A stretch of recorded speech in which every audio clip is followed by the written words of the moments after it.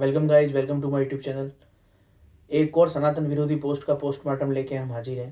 पहले आप ये पोस्ट देखिए। इस पोस्ट के अंदर ये सनातन विरोधी कह रहा है कि जब किसी का रेप होता है, अपराध होता है, बलात्कार, खून कुछ भी होता है, तो भगवान और अल्लाह बचाने नहीं आता है, बचाता है संविधान। सबसे पहली बात तो ये कि संविधान लागू होने के बावजूद, पुलिस और व्यवस्था और कानून होने के बावजूद भी रेप, हत्या, लूट, डकैती आदि चीजें होती हैं। सभी प्रकार के अपराध हो रहे हैं, संविधान होने के बावजूद भी हो रहे हैं। सबसे महत्वपूर्ण बात। दूसरी बात, किसी भी अपराध को रोकने के लिए जो कानून व्यवस्था, न्याय व्यवस्था, संविधान व्यवस्था, पुलिस प्रशासन व्यवस्था होती है, वो तब काम करती है जब अपराध हो चुका होता है। अपराधी ने अपराध कर लिया, लूट हो गई, डाका हो गया, बलात्कार हो गया, चोरी हो गई, धोखाधड़ी हो गई, किसी प्रकार का कोई भी अपराध जब हो गया, उसके बाद ही संविधान, कानून, पुलिस प्रशासन, समाज सब एक्टिव होते हैं और उसके बाद ही उसकी आगे की कार्रवाई होती है।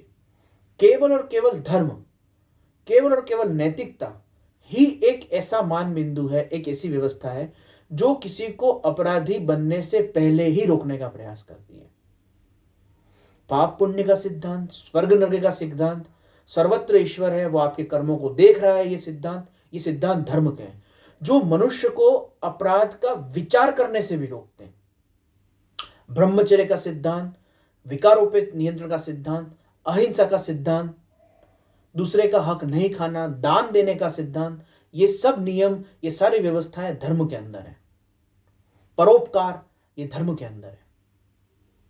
नैतिकता, ये सभी मानवीय गुण जिनको आप मानवता कहते हैं, ये मानवीय गुण धर्म के अंदर सिखाए जाते हैं।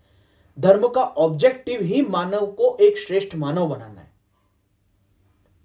कोई भी व्यक्ति जो अपराध करता है, उसको पता होता है पुलिस मुझे पकड़ लेगी, उसको पता होता है कि सामाजिक रूप से गलत है, लेकिन तो भी वो अपराध कर देता है। और जो व्यक्ति अपराध नहीं कर रहा है, वो कानून के डर से रुका हुआ है, ऐसी बात नहीं है। उसका हृदय कहीं ना कहीं पाप पुण्य, सही गलत, स्वर्ग नरक, ईश्वर मुझे देख रहा है, इन सब बातों से प्रभावित होता है। इसलिए वो व्यक्ति अपराध करने से रुकता है। इसलिए जो लोग अपराध नहीं कर रहे हैं, जो लोग बलात्कार, लूट, हत्या, डकैती, धोखाधड़ी से बच गए, उसका कारण है कि दूसरे लोगों के अंदर, सभी लोगों के अंदर जहां मानवीयता है, जहां पर दया, करुणा, ये धर्म सम्मत, धर्म द्वारा सिखाए गए गुण हैं, वो लोग बच रहे हैं। ये सबसे महत्वपूर्ण बात याद रखना। कानून बचा नहीं सकता। कानून तब एक्टिव होता है, संविधान तब एक्टिव होता है जब व्यक्ति ऐसे काम कर देता है, तब वो उसको सजा देने के लिए प्रक्रिया आरंभ करते हैं, तब न्याय व्यवस्था काम करती है, तब पुलिस प्रशासन काम करता है।